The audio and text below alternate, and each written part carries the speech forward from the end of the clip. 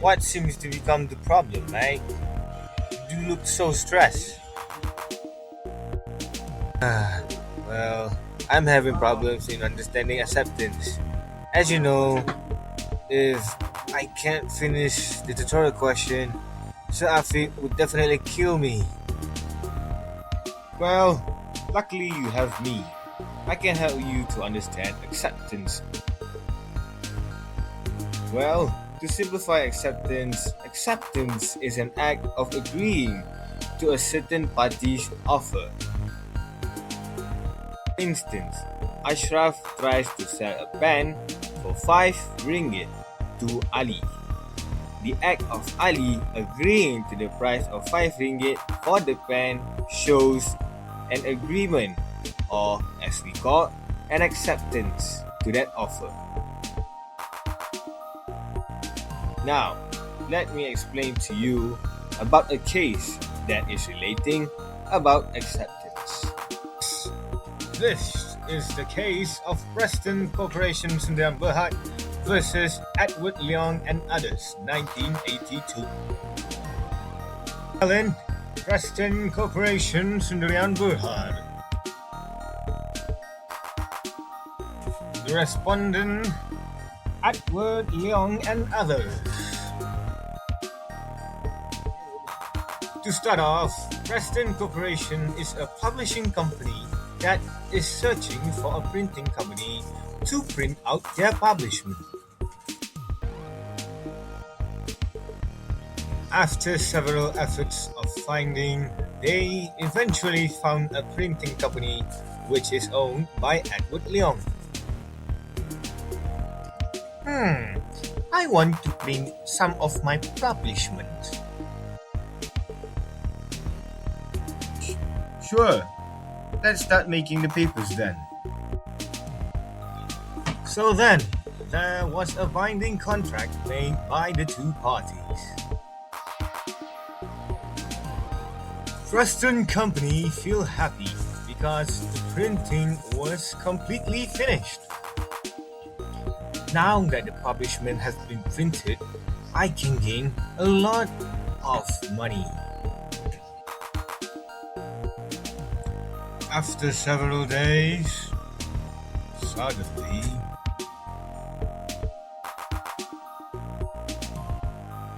I'm a lawyer from printing company and calling to tell you that you are being sued for unpaid extra charge. What extra charge? This was not mentioned in the part of contract. High Court of Malaya. I sue Preston Corporation Company for breach of contract. The court will hear the dispute between Edward Leong and Preston Corporation. The dispute whether a valid acceptance was made by Preston Corporation. The trial begins. Edward Leong won the case due to the court finds that there was a valid contract. This is not what it was supposed to happen. The film ownership clause contained in the quotations was completely irrelevant and as such formed no part of the contract at all. It was said that there are extra charges of 500 because of the dispute of the quotations of the ownership, but that was not included in the contract.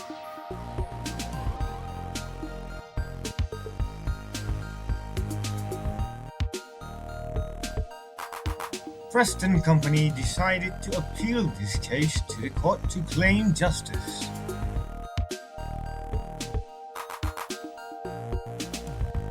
Federal Court.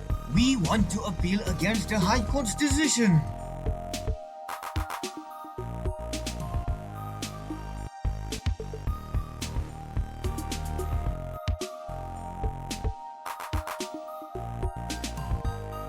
The court will review this case, which is about the issues of acceptance and agreement. after the review.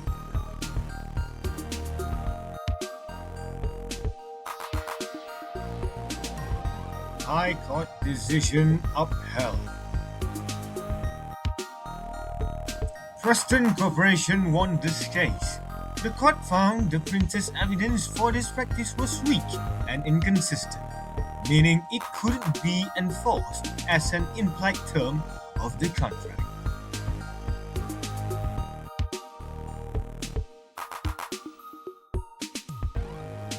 Well, that was an interesting case.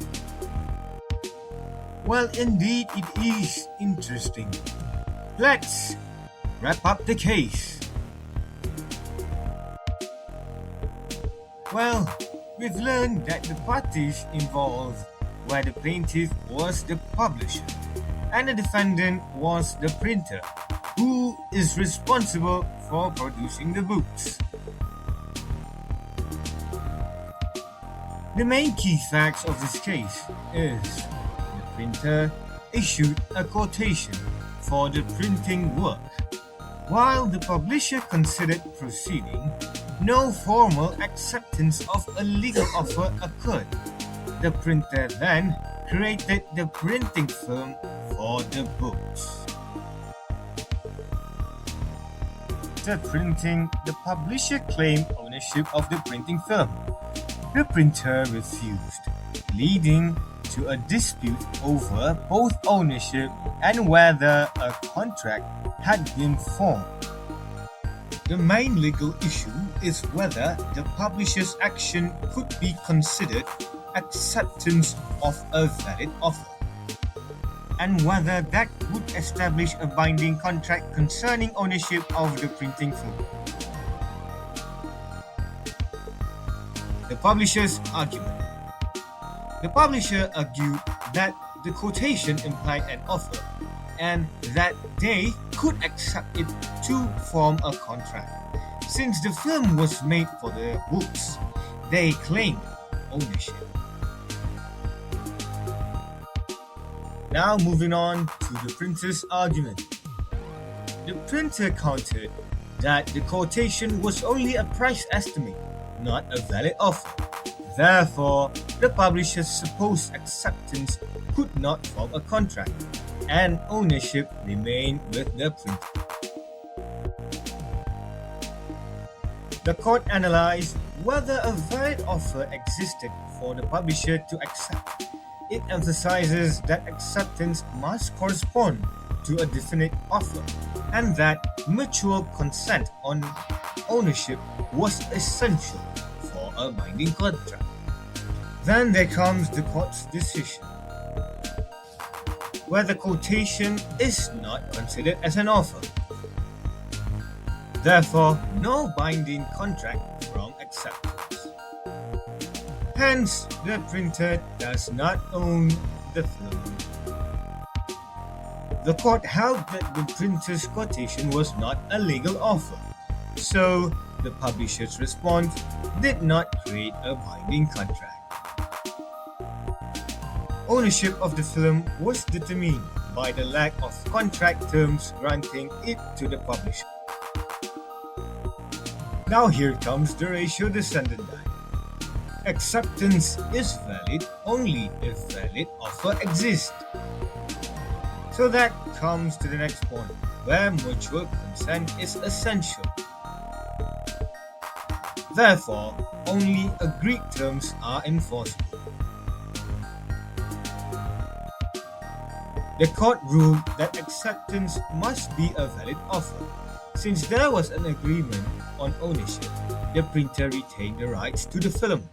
This case emphasizes that acceptance cannot bind parties without a proper offer and mutual consent.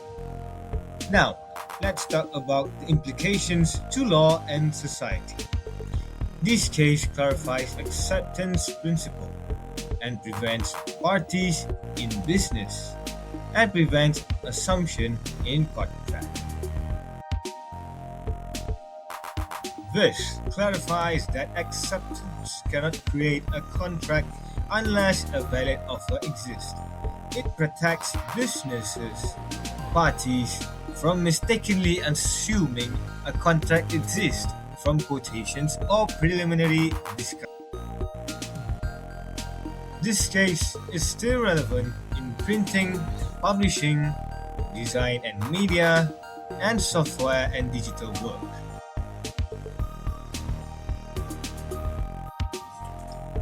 The case remains relevant in industries where early documents are used. It reminds parties that quotations or estimates do not automatically form a contract, and that clear offer and acceptance are essential. In conclusion, this case shows that acceptance cannot create a contract without a valid offer. Mutual consent and agreed terms are essential. The court emphasized the importance of offer, acceptance, and mutual consent in contract law. And lastly, this case remains an important reference in understanding contractual relationships and the limits of acceptance.